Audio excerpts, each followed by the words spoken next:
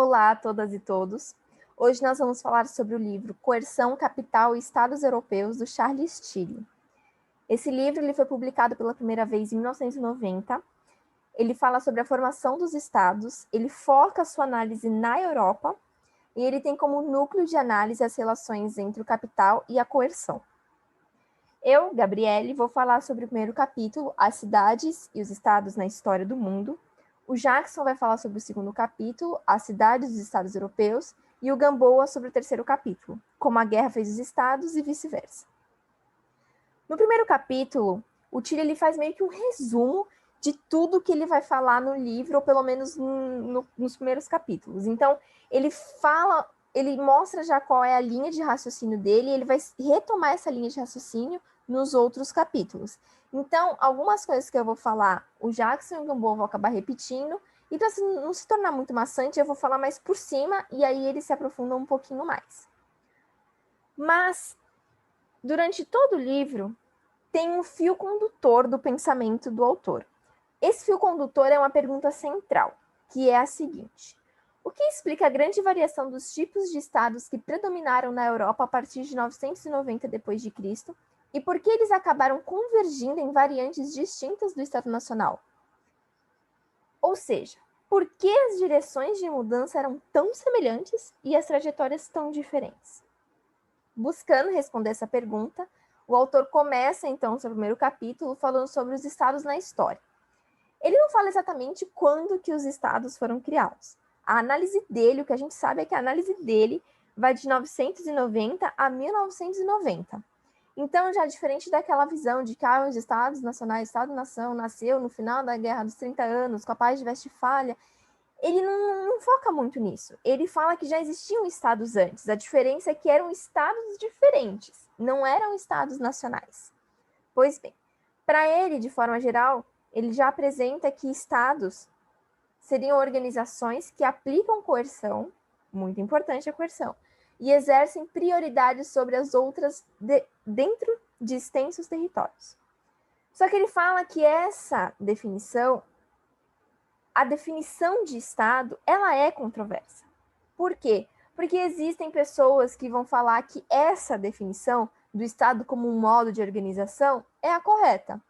Outros vão estender essa definição para qualquer estrutura de poder que exista numa população ampla e contígua.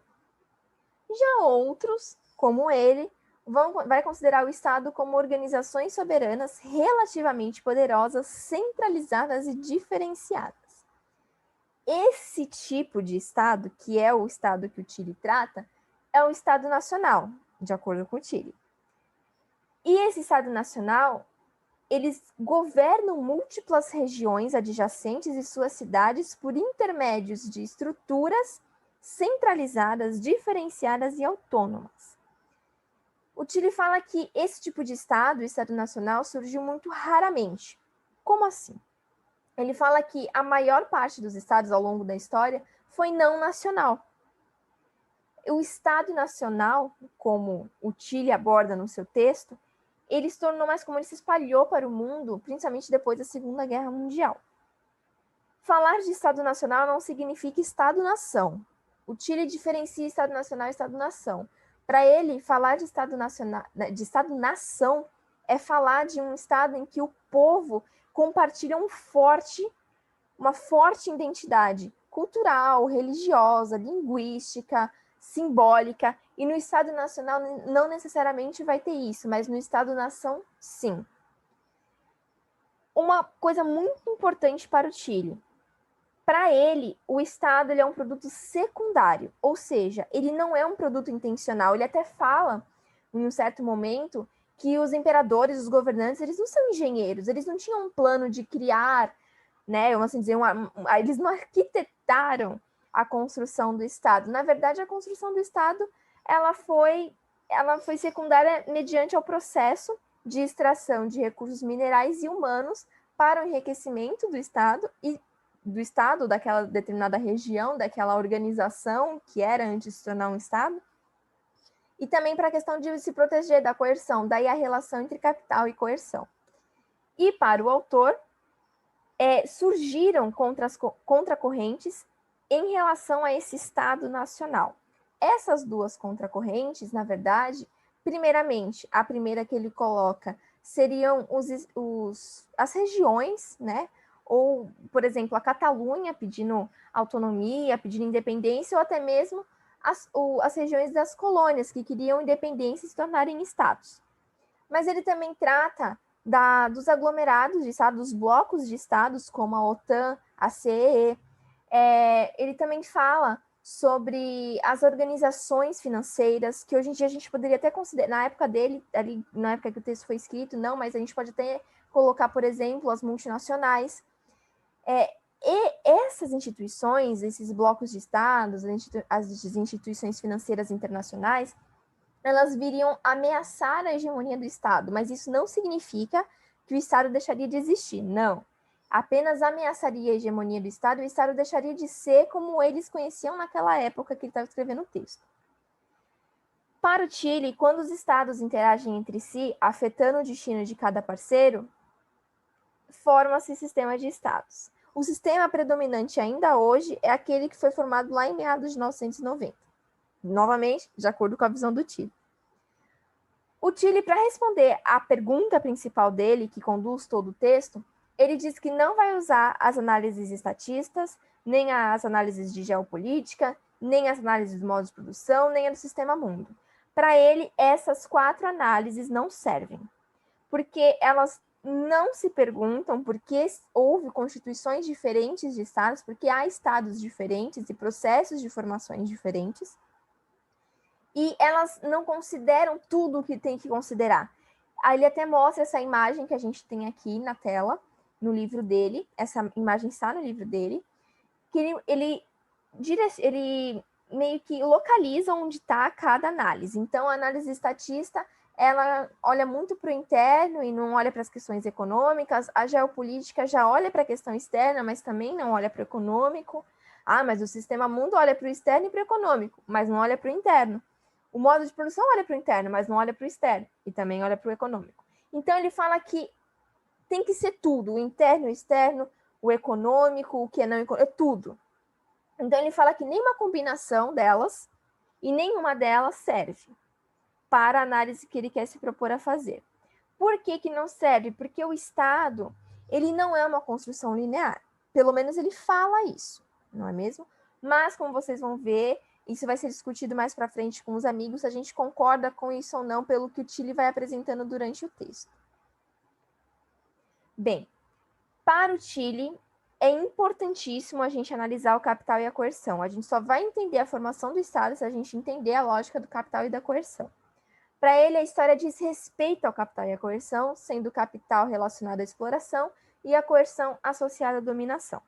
Ele diz, né, no texto dele, ele conceitua a coerção, que eu coloquei aqui no slide para vocês verem, para quem não deu tempo de ler o texto. Depois a gente vai disponibilizar o slide para vocês. Bem, o capital e a coerção, a lógica deles é muito importante. Por quê? Onde o capital define um domínio de exploração, a coerção define um campo de dominação, já que capital está relacionado à exploração e a coerção à dominação. Tanto o capital como a coerção podem se acumular e se concentrar. Então, pode ter um alto ou um baixo nível de acumulação de coerção, um alto ou um baixo nível de acumulação de capital, e também pode ter de concentração, um alto ou um baixo nível de concentração, um alto ou um baixo nível de acumulação, tanto do capital como da coerção. Ou seja, vai variar muito. Então, a gente pode ter alta concentração de coerção, com baixa acumulação de coerção, com alta acumulação de capital e alta concentração de capital, ou não, vai mudando os esqueminhas. E essas mudanças que vão implicar em estados diferentes. Pelo menos é isso que o Chile apresenta assim como ideia, como uma possível hipótese de resposta à pergunta dele. A acumulação e concentração conjunta dos meios coercivos produzem os estados. Então, aqui é importante.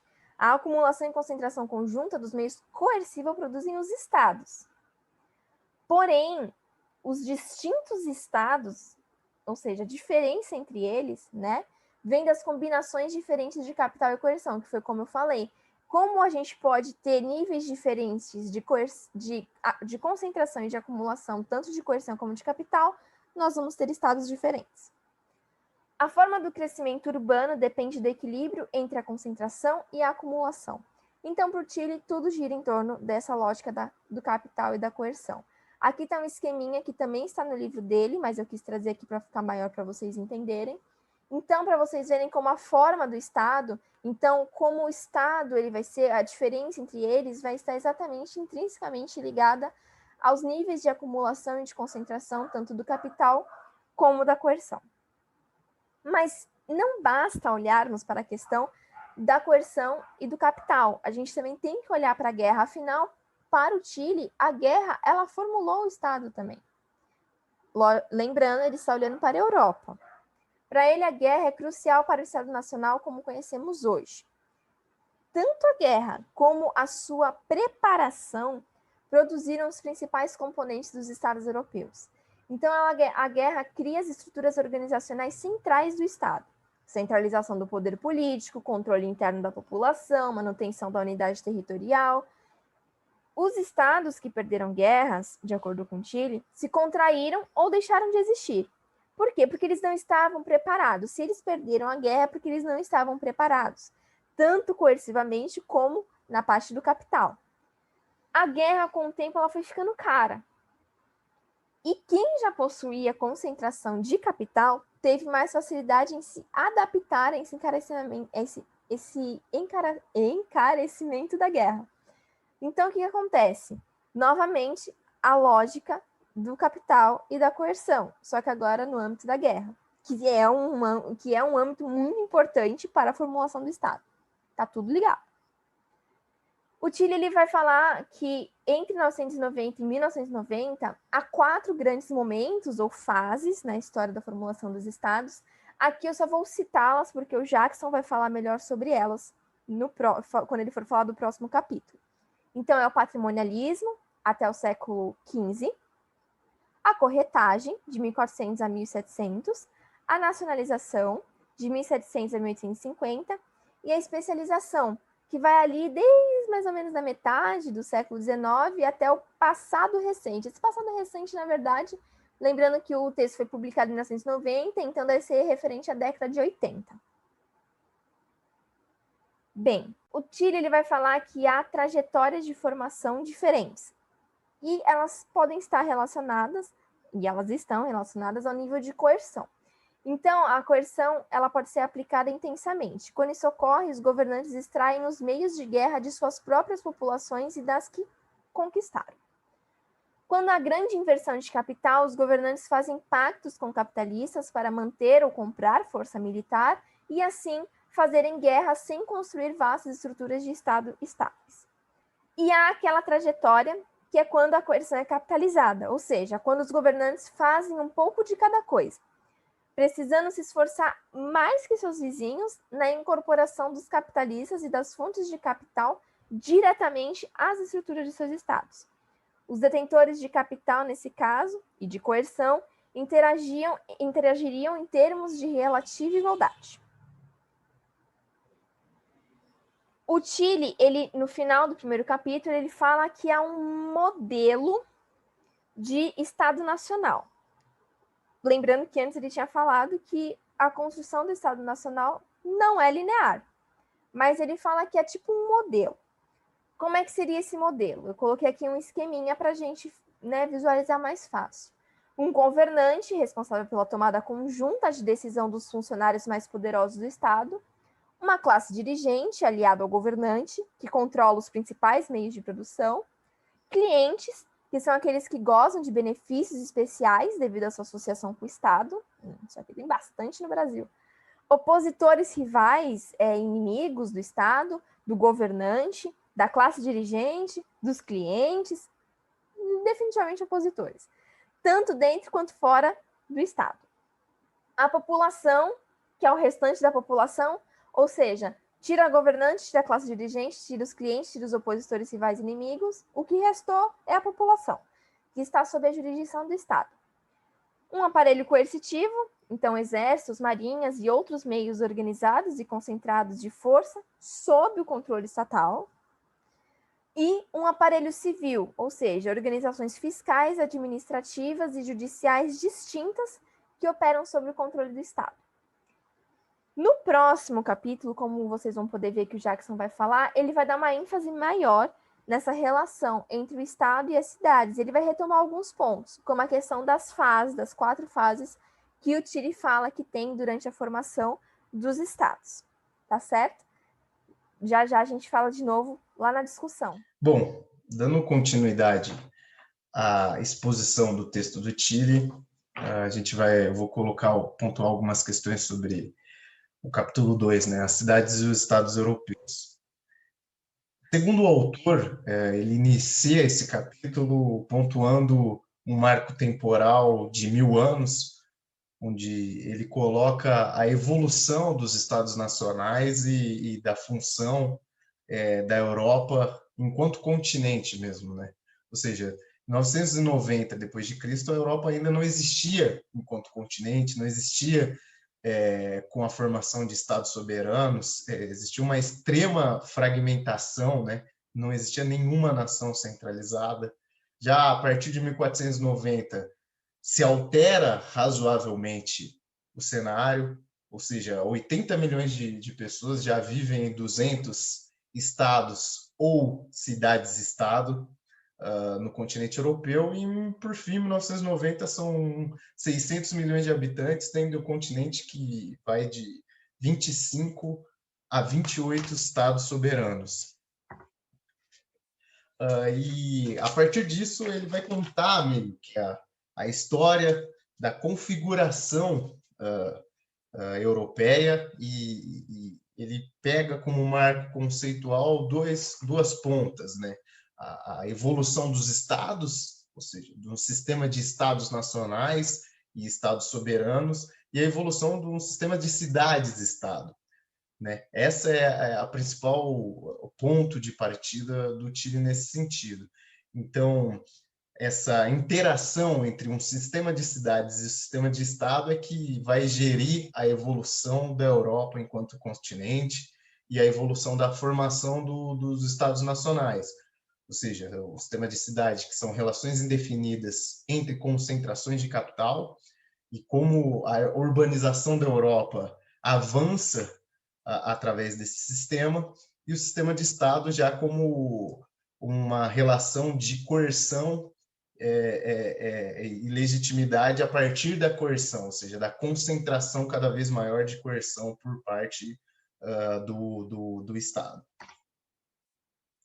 Dentro dessa interação entre sistemas de cidade, o Tilly justamente pontua que o sistema de cidades avança através da acumulação de capital, enquanto o sistema de estados avança através do lado da coerção, ou seja, da evolução do sistema de coerção na Europa. E, portanto, ele divide temporalmente também em fases essa evolução. Pelo lado do capital, ou seja, pelo lado das cidades, do sistema de cidades-estados, ele tem basicamente 4 formas. E também pelo lado dos estados, pelo lado da coerção, tem essas 4 formas ideais que a Europa apresentou historicamente. Então, a primeira forma é o patrimonialismo, ou seja, o sistema de cidades baseado na acumulação de capital através de forma de tributos ou rendas. A segunda forma é a corretagem, que é a forma de captação através de capitais formalmente independentes, empréstimos que alguns comerciantes passavam, e por aí vai. Fase 3, que é a fase de nacionalização, ou seja, uma fase de uma estruturação de um aparelho fiscal diretamente ligado à estrutura do Estado. E, por fim, a fase de especialização, que é uma separação aguda entre a organização militar e burocrática do Estado e a organização fiscal do Estado, isso pelo lado do capital. Já pelo lado da coerção, o patrimonialismo era caracterizado pela formação de milícias, a relação entre clientes e vassalos. Já na fase de corretagem, era mais características a configuração de forças mercenárias como função de coerção e de uso legítimo da violência. Na fase de nacionalização, a gente tem já um exército incorporado à função administrativa do Estado, e também ainda existia o uso de eventuais mercenários. E na fase de especialização, dentro desse grande marco temporal milenar, a gente já tem uma consolidação da burocracia estatal pelo lado da coerção e a divisão da política de guerra propriamente dita, ou seja, da defesa do Estado Nacional, com a política de violência legítima interna do Estado através da configuração das polícias, por exemplo. Então, é nesse sentido que o Chile acaba dividindo a evolução tanto pelo lado do capital como pelo lado da coerção.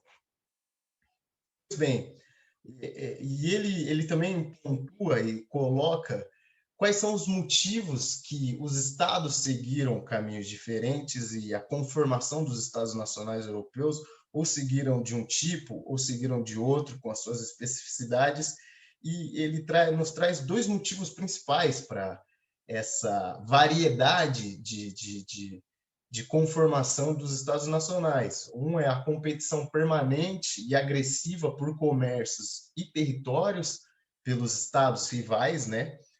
Outra é o que ele denomina de fisiologia dos estados, ou seja, os processos pelos quais adquirem e distribuem os meios de realizar suas principais atividades, seja elas de coerção ou de outro cunho, mas sempre focando essa questão da coerção que ele pontua reiteradamente ao longo do texto, principalmente com relação à conformação da evolução dos estados.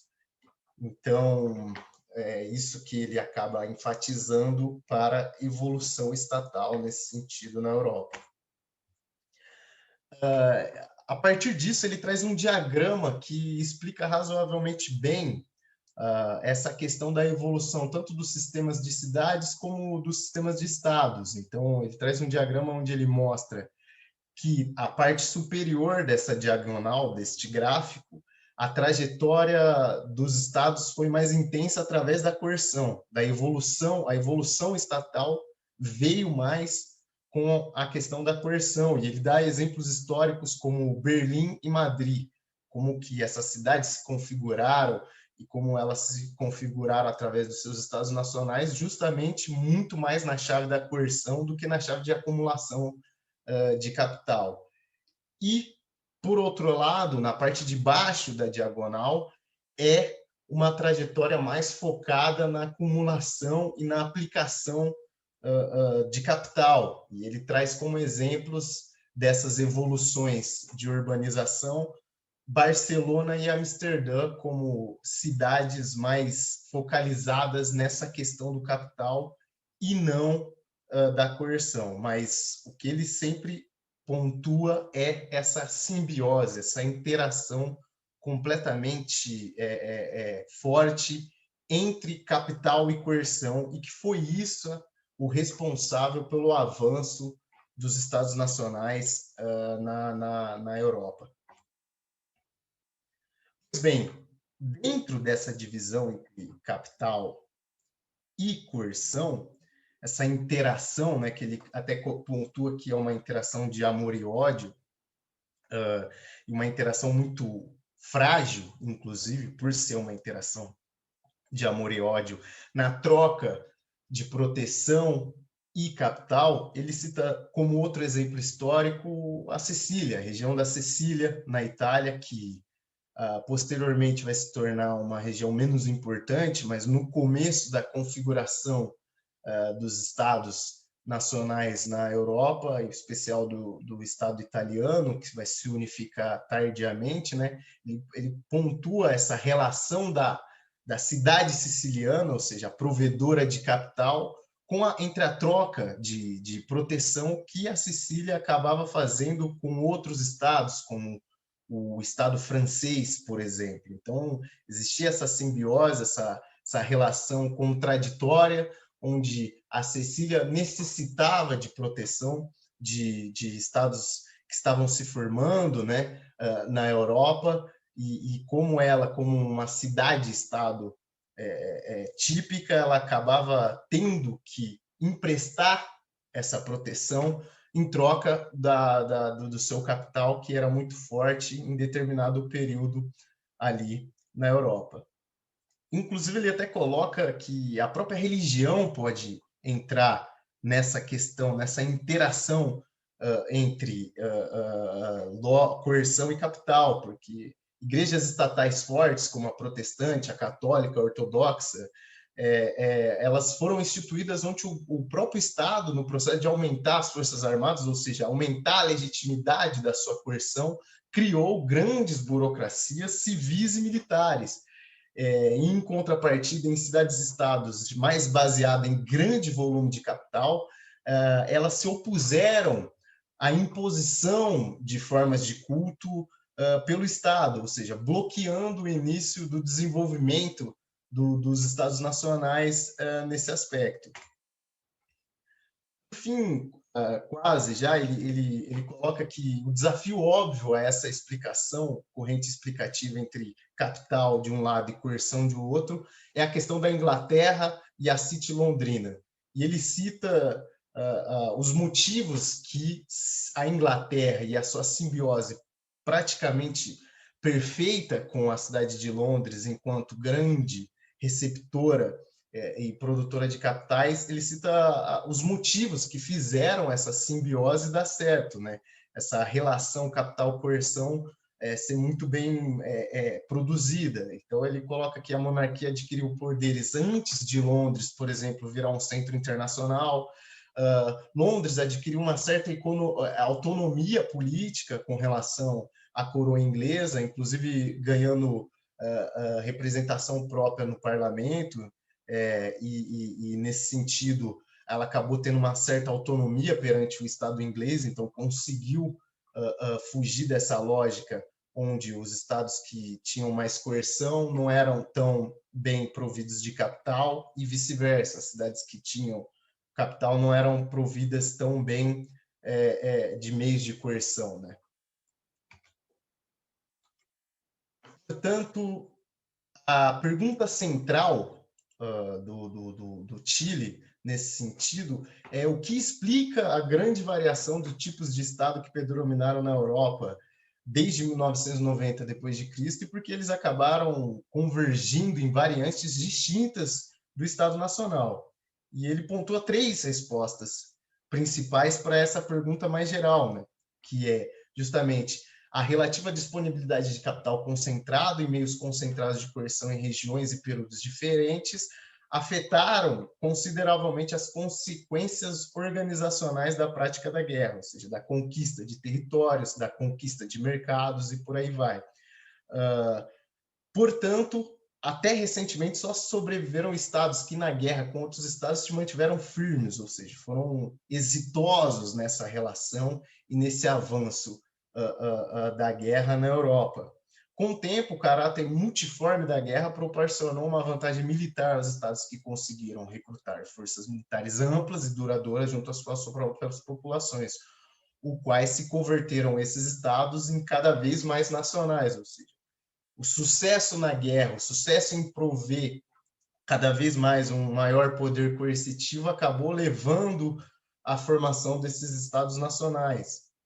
Então, foi nesse sentido geral que ele responde essa pergunta dos motivos da variedade da evolução dos estados nacionais na Europa. Então, gente, por fim, é isso, esse capítulo 2 que o Chile acaba colocando e pontuando as suas principais problemáticas para explicar a evolução dos estados nacionais europeus. Nós vamos falar,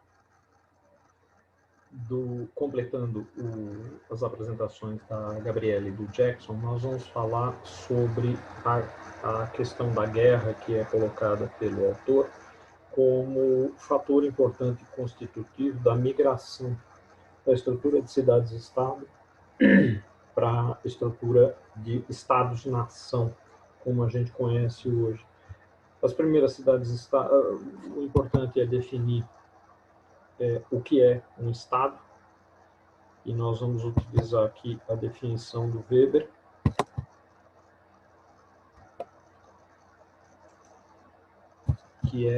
que fala do Estado como o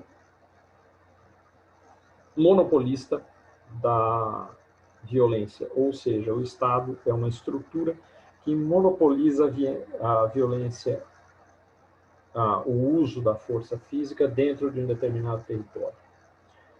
A gente observa no cenário europeu, que é analisado pelo Tilly, que à medida que as cidades-estado foram desaparecendo ou se transformando, ou dando lugar a estados-nação, esse monopólio da força se tornou mais e mais importante e mais sofisticado. Tá? Originalmente, as cidades-estado, leia-se, por exemplo, as concentradas na Itália, que eram Gênova, Veneza, depois Firenze e Milão, essas cidades-estado, elas se concentravam no comércio. Eram repúblicas, normalmente, ou repúblicas com cara de monarquia, mas cuja essência de atuação e de existência era o comércio. Pela situação privilegiada da Itália, mais ou menos no centro do caminho entre da Europa de leste para oeste e vice-versa, então elas exploravam as grandes rotas de comunicação comercial, os grandes entrepostos entre a Ásia e o oeste da Europa, oeste e norte da Europa. Essas cidades-estado, elas tinham para sua proteção ou para aumento ou ampliação dos seus domínios, basicamente estruturas mercenárias, ou seja, elas não tinham exércitos próprios, elas tinham estruturas que eram assalariadas, que eram normalmente ou oferecidas por um senhor da guerra, um senhor feudal local, ou por empresários desses próprios estruturas mercenárias, que também eram ex-senhores da guerra ou futuros senhores da guerra. Essas estruturas mercenárias eram baseadas no campesinato local ou do entorno, e às vezes até da própria área a ser conquistada. Elas não tinham uma remuneração regular, elas não tinham alimentação e suprimentos regulares, e boa parte do salário delas era obtido pelo saque das regiões que estavam sendo conquistadas. Tá? Como estruturas mercenárias, elas atendiam a quem pagasse mais. Então, era muito comum em determinadas guerras uma estrutura mercenária mudar de lado simplesmente porque o salário era melhor, os benefícios, ou pelo menos o salário era pago, coisa que nem sempre acontecia. Eram sempre camponeses, supervisionados por aristocratas. Essas estruturas mercenárias, elas eram baseadas, o tamanho delas, o volume era baseado na natureza dos antagonistas, no nível de poder de quem estava do outro lado, nos interesses externos da classe dominante dessas cidades-estado ou do próprio governo dessas cidades-estado, que nem sempre coincidia totalmente com os interesses das classes dominantes. Tá?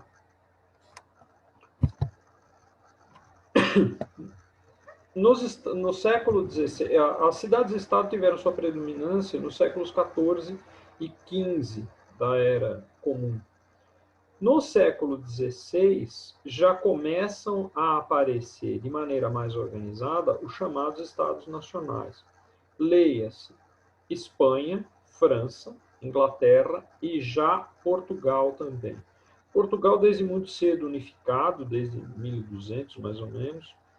A Espanha unificada em 1470 ou 1480, com a unificação dos reinos de Castela e Aragão.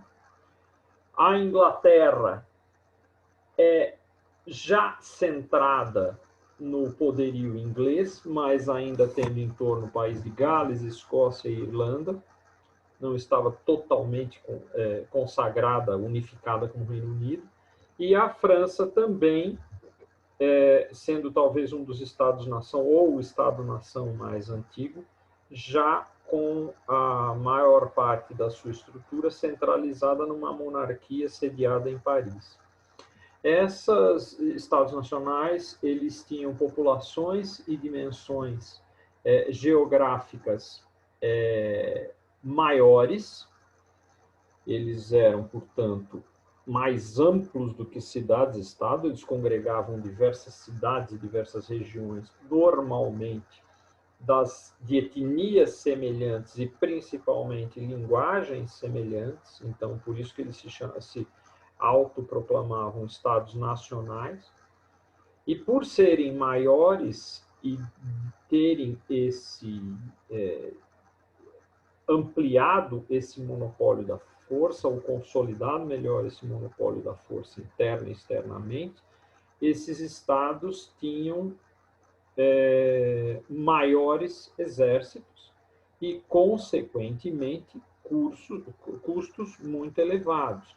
Enquanto que as cidades-estado contratavam mercenários provisoriamente para determinadas guerras e depois os desincompatibilizavam, os estados-nação, por viverem em guerras constantes para aumentar o seu poderio ou aumentar os recursos à sua disposição, eles tinham exércitos quase que permanentes. Tá?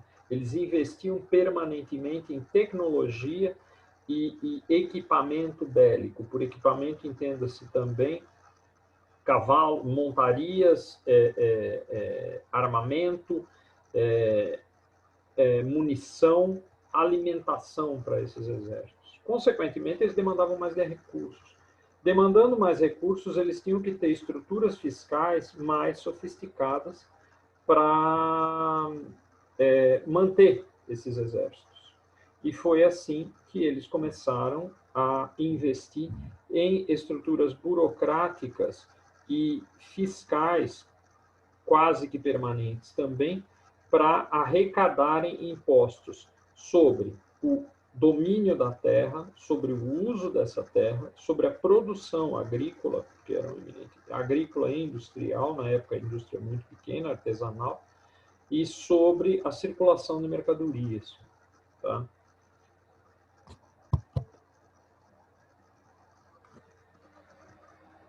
Eles se aproveitavam para essa arrecadação das redes comerciais existentes, então, portanto, também do comércio realizado dentro e fora das suas fronteiras. E ao século XVI também a exploração das colônias recém-descobertas, fosse na América, fosse na África, fosse na Ásia. E, em alguns casos, eles tinham estruturas bélicas mistas, ou seja, parte mercenários, parte exércitos nacionais. Então, por exemplo, no caso da França, a maior parte era um exército local, já um pouco mais estruturado, enquanto que na Holanda, que era praticamente uma república mercantil, o exército era praticamente inexistente, eles trabalhavam sempre com mercenários. No caso de Portugal, por exemplo, essa estrutura híbrida, na verdade, era colocada com base em nacionais que eram colocados nas possessões ultramarinas e que tinham direito de apropriação de impostos e manutenção de exércitos. Também, em paralelo a isso, os Estados nacionais efetuaram um processo de desarmamento da população civil, aumento da resistência. A população civil passou a ser desarmada e o armamento se concentrou no âmbito externo em exércitos, no âmbito interno em forças policiais, que normalmente se confundiam e que estavam sob a égide dos mesmos aristocratas. Tá? A população civil, em contrapartida, se revoltou ou se revoltava pontualmente não só contra a guerra e contra a sua incorporação como soldados, porque eles continuavam sendo a base dos exércitos dos Estados Nacionais, mas também contra a apuração de impostos pelo próprio Estado para a manutenção de estruturas de comércio de luxo e guerras.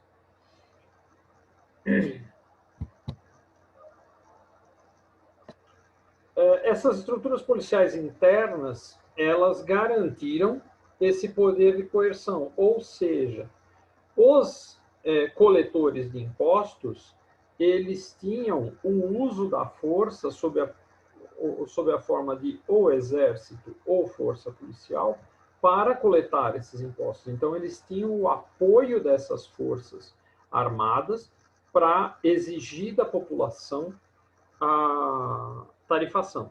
Tá?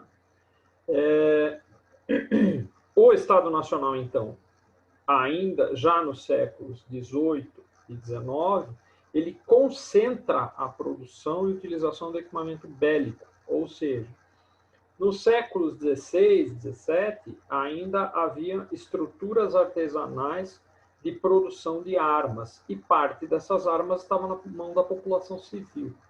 Nos séculos XVIII e XIX, essas estruturas de produção de armas se tornam, vamos chamar assim, industriais, ou seja, de grande porte, e estão sempre sob o governo do Estado Nacional, normalmente sob a forma de corporificado num monarca, num rei. Além disso, esses Estados Nacionais, a essa época, já concentravam toda a coletoria de impostos e tributações. Lembre-se que nos séculos, e isso foi sendo conseguido paulatinamente, nos séculos XVI e XVII, ainda havia estruturas paralelas que eram contratadas pelos monarcas, que eram pessoas ou organismos de coleta de impostos. Esses organismos ou essas células de coleta de impostos normalmente eram contratadas com base em um percentual do que eles coletassem. Já nos séculos XVIII e XIX, as estruturas fiscais eram eminentemente dos Estados Nacionais. Então, já não havia mais essas estruturas privadas de coleta de imposto. O Estado Nacional, tendo esse volume de recursos, fosse bélico, fosse monetário nas suas mãos, ele tinha acesso, então, a estruturas de crédito, por conta de garantias dessas duas estruturas, ele tinha acesso a linhas de crédito disponibilizadas pelos banqueiros particulares da época, tá? Principalmente genoveses, holandeses e, no caso da França, os banqueiros franceses também eram uma força importante nessa concessão de crédito. No século XVIII, também, a gente observa, no final do século XVIII, a mudança da visão da transformação, da visão de guerra. A guerra de uma situação pontual, o exército sendo composto de células que eram arrebanhadas à medida que as guerras aconteciam. No caso da França, institui-se o Exército Nacional, quando a França, já como um poder revolucionário, se opõe às grandes monarquias europeias. Então, eles recrutam a maior parte da população francesa em idade militar, criando assim o maior exército da época, que depois tornou o Exército Napoleônico. Os outros estados nacionais copiam essas estruturas, estruturas essas, inclusive, que ideologicamente estavam baseadas, a estrutura francesa, na defesa da pátria, ou seja, era um exército nacional que tinha como objetivo que o seu país não fosse invadido. Os outros estados nacionais aproveitaram o modelo e a ideologia. Em paralelo a isso, no final do século XVIII e século XIX, começam a se construir os grandes impérios que durariam todo o século XIX e entrariam pelo século XX até a Primeira Guerra Mundial. Quais sejam o Império Otomano, com sede em Constantinopla, depois Istambul, que era um império que ocupava parte da Europa Central e parte da Ásia, um pouco do norte da África. O Império Russo, que tinha se constituído ainda no século XVII, mas que se expandia para uma parte da Ásia e todo o norte da Europa, o norte nordeste da Europa, vamos chamar assim. O Império Inglês, que era um império eminentemente marítimo, construído com base numa marinha extremamente poderosa e que ocupava a Índia, uma parte da África, uma parte da Ásia. A França com o Império ocupando o norte da África principalmente. E os resquícios já no século XVIII, final do século XVIII, do Império Espanhol, que abarcava uma boa parte da América, e do Império Português, que ocupava o Brasil, uma parte da África, uma parte da Ásia.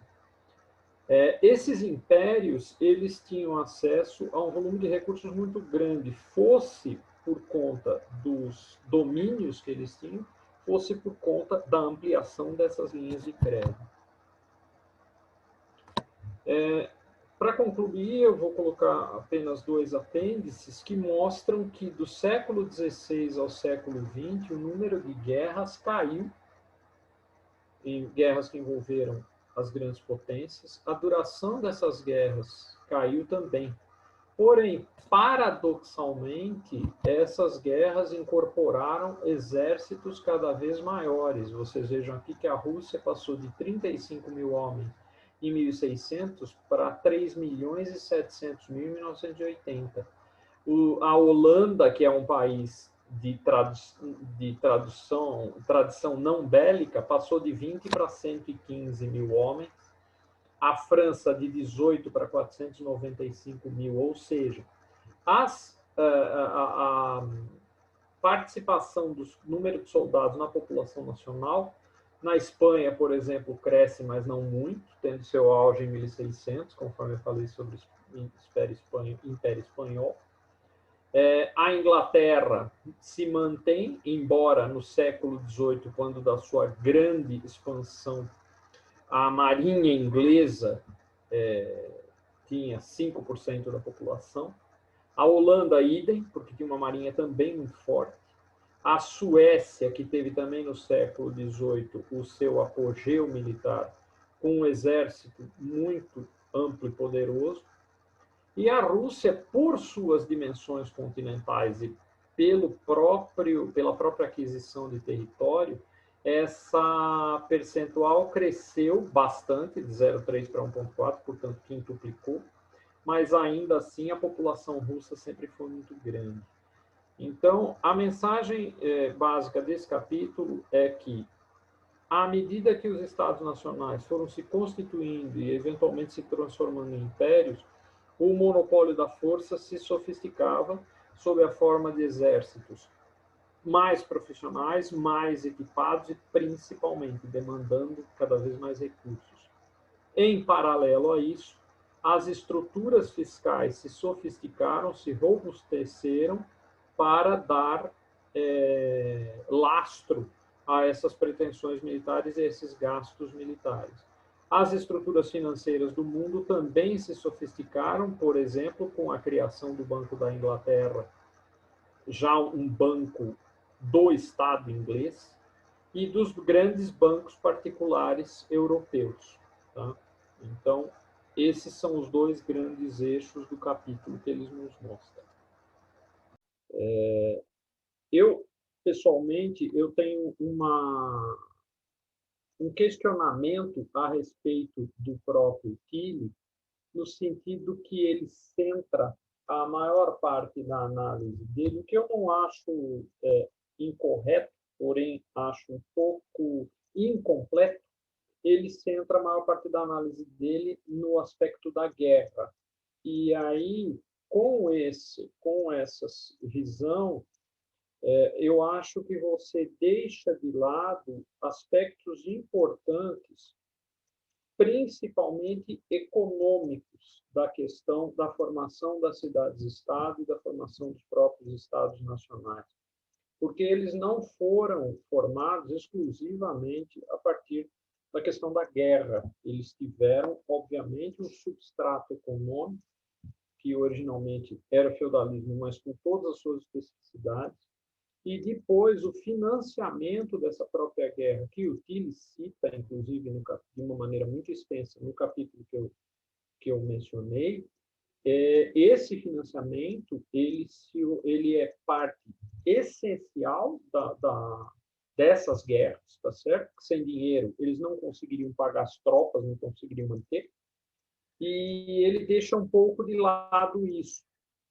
Então, eu gostaria de ouvir os colegas a esse respeito. Eu acho que é o meu principal ponto de, vamos chamar assim, discordância do Tilly no sentido da abordagem. Porém, eu acho que esse é a essência da abordagem dele, né? Ele optou por esse caminho, tá? Então, eu gostaria de ouvir os colegas um pouco sobre esse assunto e até, obviamente, o que eles têm em termos de debate também. Então, eu acho, no começo, no primeiro capítulo, que ele dá um resumão de tudo, ele deixa claro que ele quer falar do capital e da coerção. Só que eu também senti que ele dá uma ênfase maior na coerção. Pelo menos, assim, no começo do livro dele.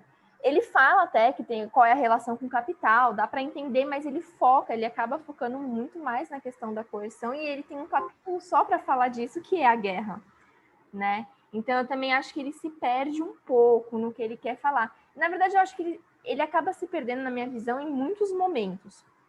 Como, por exemplo, ele fala que ele não vai usar a análise geopolítica, a análise estatista, a análise de modos de produção, nem a sistema mundo, porque nenhuma delas resolve o que ele quer responder.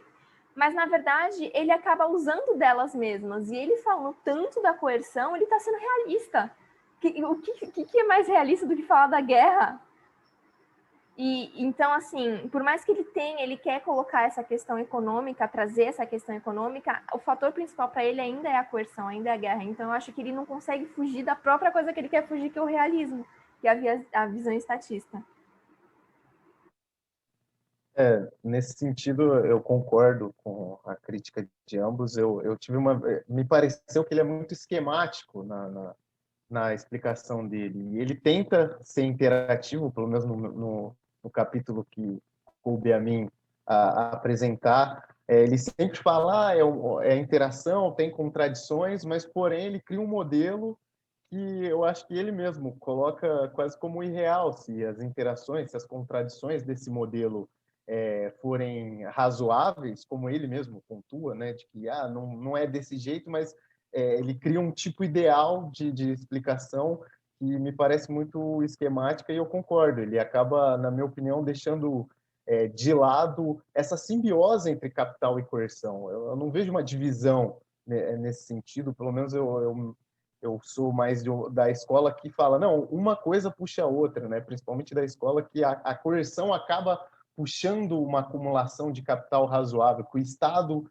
através da sua evolução, ele acaba tomando mais tributos, fazendo dívida pública, e ele vai formando essa acumulação bruta de capital. Então, nesse sentido, por isso que eu acho que muito esquemática esse modelo que ele coloca, e ele acaba não fazendo a interação que ele mesmo propõe, né, de falar, é um modelo interativo entre capital e coerção, mas ele acaba deixando ambos em duas caixinhas muito separadas, e eu acabo não concordando muito com essa visão dele, assim, nesse sentido. E eu acho até que a questão da coerção, eu acho que ele expõe de uma maneira muito interessante, porém não demandaria um livro para isso, tá certo? Porque basicamente você tem dois grandes eixos, conforme apontado no terceiro capítulo, que são a internalização, a criação de forças policiais, tá certo? Ou seja, o monopólio do uso da violência internamente pelo Estado sob a forma de forças policiais e externamente sob a forma de exército. Sendo que ele menciona de maneira muito clara que essa apropriação interna da violência justifica e preserva a criação desses estados nacionais, que é diferente do que eram as cidades-estado e do que eram os esquemas feudais, porque no esquema feudal você tem o senhor da guerra, aquele terreno era dele, e ele eventualmente executava ou encarcerava quem quer que ele tivesse interesse. Só que, como o próprio Tilly cita de uma maneira muito interessante, uma frase que eu achei interessante dele, Ele falou, no século XIII todo mundo tinha uma espada, no século XX não dá para ter um porta-aviões na família, certo? Então, quer dizer, o monopólio da própria violência, ele é, como disse o Jackson, ele interage de uma maneira, ele se confunde com o próprio Estado Nacional, porém, esse monopólio da violência é criado para justificar a apropriação do surplus, da mais-valia. Senão, era o senhor da guerra, ele ia lá, cobrava o imposto e acabou. Agora, na medida em que você tem um Estado Nacional de grandes dimensões e, eventualmente, até etnias diferentes dentro, você precisa de um exército ou de uma polícia para cobrar esses impostos. A evolução bélica americana se justifica pela preservação do seu status quo econômico. É verdade. Mas essa questão da guerra, por exemplo, me incomoda muito numa visão de sul, na questão de sul global. Porque ele fala que a guerra formou os estados. Ela é crucial na formulação dos estados. Só que se a gente olhar para o sul, quando é que o sul entrou em guerra? Lógico, tem alguns países que ainda... Mas, assim, é muito os estados do sul que participaram da guerra ativamente. O Brasil, foi lá o pessoal, a cobra fumou, como a gente conhece, mas é muito pequeno. Então, na hora que ele fala que a guerra formula o Estado, a gente pensando em Estados Unidos hoje, sim, a coerção, Estados Unidos, a polícia do mundo. Mas, assim, e o pessoal da América Latina e a África? E muitos países da Ásia, inclusive. Não, ela formou basicamente os estados do eixo do norte. Ela formou da Rússia até Portugal, foi a guerra. Sim, mas... Tá certo? E se você for olhar um pouco mais longe, o próprio Japão e a própria China idem com fritas.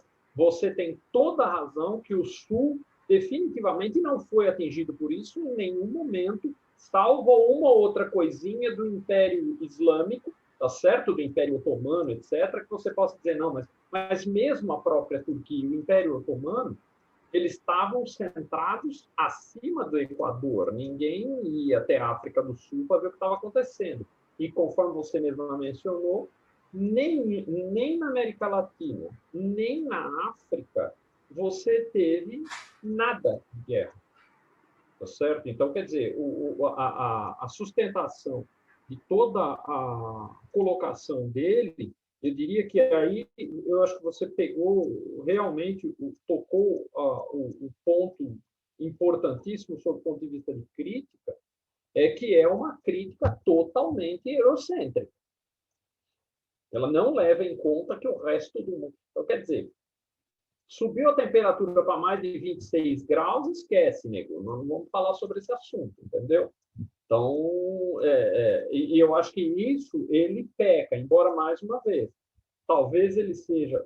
O que eu acho que isso é importante, e acho que a professora pode nos orientar melhor sobre isso, em que momento e sob que condições o Tilly elaborou esse corpo teórico, tá certo? Porque quando você fala do Adam Smith, você fala, putz, tem um monte de coisa aqui que está meio obsoleto. Meu amigo, o cara escreveu em 1730, tá bom. Então, para aquela época, o nível de conhecimento e o corpo de conhecimento de ciência econômica era muito menor que é hoje. Então, pode ser que, de repente, o Tilly escreveu num determinado momento onde a visão eurocêntrica era predominante e útil, mas não me parece que seja. Não, eu acho que assim, ele no mínimo escreveu, ele fala da década de 90, né? Então, eu concordo com a Gabi, é uma visão muito eurocêntrica de guerra, no sentido clássico da guerra, porque se você for pegar, os países do sul global se libertaram, as lutas de libertação nacional são guerras, mas é um outro tipo, ele não fala desse tipo de guerra. Então, exatamente, ele fala de um tipo ideal também de coerção, de guerra, que não tem nada a ver com as lutas de libertação nacional do sul global pós-Segunda Guerra Mundial, que alargou o sistema internacional muito, assim, né? Esse eurocentrismo, em algum momento, ele vai ter que ser... ele vai ter que sair da caixa, senão ele vai perder força analítica. O que me incomodou nesse sentido, principalmente pensando numa questão do Sul, é que ele foca, sim, na Europa, mas ele fala que um dos argumentos principais dele, pelo menos ao que me parece, é que a construção do Estado não é linear. Tipo assim, a gente não pode... é assim e foi assim em todos os lugares. Não, os estados têm suas individualidades, logo a formulação vai ser diferente, vão se constituir em estados diferentes. Mas mesmo assim, se a gente olhar para a Europa, há uma linearidade europeia. Há uma questão, tipo assim, é o que a gente está falando, a questão da guerra. É aquela guerra de épica que a gente vê nos filmes, é aquela... Então, assim, é ali para o norte, é voltada para o norte e o sul. E aí o que me incomodou mais é porque ele fala que a guerra não é linear. Eu falei, beleza, a guerra não, que a construção do Estado não é linear. Eu falei, beleza, realmente, concordo. Aí você vai lendo e você fala, ué, mas ele não falou que não era linear. E aqui ele tá dando uma visão como se tudo tivesse acontecido de uma forma que, tipo, linear. Eu entendo. Exatamente. E outra, a Primeira e a Segunda Guerra Mundiais confirmam essa tua visão de linearidade. Tá certo? Teve pouquíssimos, em ambas, teve pouquíssimos focos de guerra de guerrilha. Era uma guerra de exércitos imperiais. E a Segunda Guerra foi uma guerra de exércitos imperiais. Você tinha a União Soviética como um grande império, a Alemanha, que construiu um grande império ao longo da própria guerra, e os Estados Unidos e o Japão. Então, a própria Inglaterra. Então, quer dizer, eram guerras entre potências imperiais e, portanto, lineares. Ninguém vai ficar cavando fosso embaixo do campo de arroz para matar americano, entendeu? Então, quer dizer, eu acho que essa visão também é totalmente pertinente. Agora, o que eu acho é assim, o ponto positivo é essa visão dele de que a coerção teve um papel importantíssimo na criação das cidades-estado, das cidades-estado e do próprio Estado, principalmente do próprio Estado Nacional. Sim, sim, eu concordo. Tem pontos muito bons nos argumentos dele. A lógica da coerção e do capital eu achei sensacional. O negócio é como você vai aplicar essa lógica. Dá para você olhar para a América Latina e a coerção e o capital de um jeito diferente. Por exemplo, no primeiro capítulo ele define o que é coerção, ele dá um grande espaço no livro dele para falar de coerção, já logo no primeiro capítulo. Mas, quando ele vai falar do capital, ele não define direito, certo? Então, por isso que eu falo, eu acho que faltou ele dar um enfoque maior nessa questão do capital. Para mim, pelo menos, eu senti falta disso. Mas, de uma forma geral, eu acho que também é uma leitura que vale muito a pena ser feita. Pode ser que a pessoa lendo tenha uma visão diferente de nós três, até. Então, eu acho que essa é a minha maior crítica ao Tilly. Ele acaba reforçando uma visão hegemônica de como o capitalismo se instalou na Europa, como os Estados nacionais foram criados na Europa nesse sentido. Então, ele reforça esse mainstream do norte nesse sentido, né? É uma visão meio que quase que de espelho, né? Tá bom. Temos mais alguma coisa, pessoal? Senão a gente já encerra aqui, porque acho que já passou bem mais de 15 minutos, mas, mais uma vez, eu acho que é um texto que dá uma aula inteira. Mas, infelizmente, as limitações que a gente tem, não só de pandemia, como também da própria extensão do curso, eu acho que está de bom tamanho. Tá bom? É isso.